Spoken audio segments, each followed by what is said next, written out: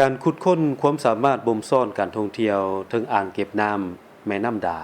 อยู่สาธารณรัฐสังคมนิยมเวียดนามปัจจุบันอยู่ตาแสงผู้สูงดาบักแขวงฟูเถาะของเวียดนามกำลังนำไส้ทายแหงจากอ่างเก็บน้ำแม่น้ำดาและเอกลักษณ์วัฒนธรรมชนเผ่าเพื่อพัฒนาการท่องเที่ยวเปิดโอกาสให้การจ้างงานและสร้างอาชีพอยู่ในเขตนี้ตัวอย่างเป็นข้าวในบิดที่นางเทานักท่องเที่ยวจากนครหลวงเลือกสถานที่ท่องเที่ยวแห่งนี้เพื่อพักผ่อนภูมิสันฐานอยู่เขตอ่างเก็บน้ำแม่น้ำดา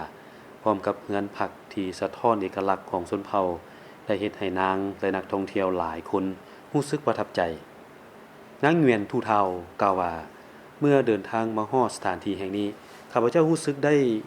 กลมกลืนเข้ากับธรรมชาติรู้สึกผ่อนคลายสบายใจ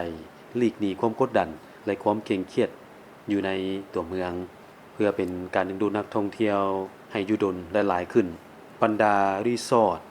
ได้พัฒนาให้ทันสมัยขึ้นแต่บ่สูญเสียเอกลักษณ์วัฒนธรรมของชนเผ่าท้องถิ่นท้าวเมียนเจียงหยางผู้บริหารสถานที่พักผ่อนส่วนบริทิตได้ให้ฮู้ว่าเฮือนพักทั้งหมดนี้พวกเขาก่อสร้างขึ้นโดยอิงใส่วัฒนธรรมและเอกลักษณ์ของคนท้องถิ่นโดยเฉพาะคนเผ่าเมืองและเผ่าดาวการท่องเที่ยวพัฒนาได้สร้างผลประโยชน์หลายด้านให้แก่ธุรกิจและประชาชนในท้องถิ่นแทนที่จะต้องออกจากบ้านไปเฮ็ดเวียกรับจ้างในนิคมอุตสาหกรรมห่างไกลหนุ่มสาวหลายคนได้เลือกกลับคืนบ้านของตนเพื่อเฮ็ดเวียกเช่นว่านางบ้านที่ลึง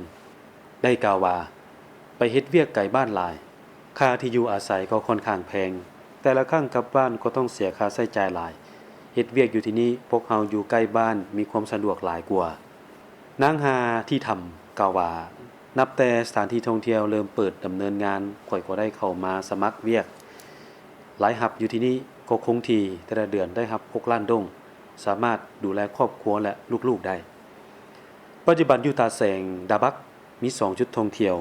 โฮมสเตย์ชุมชนผสมผสานกับการพักผ่อนในเขตอ่างเก็บน้ำแม่น้ำดาส่วนทางตาแสงก็ได้กำหนดให้คะแนนการท่องเที่ยวเป็นคะแนนเศรษฐกิจหลักเพื่อยกสูงคุณค่าและรายรับให้แก่ประชาชนท่านดิงฮงเตียน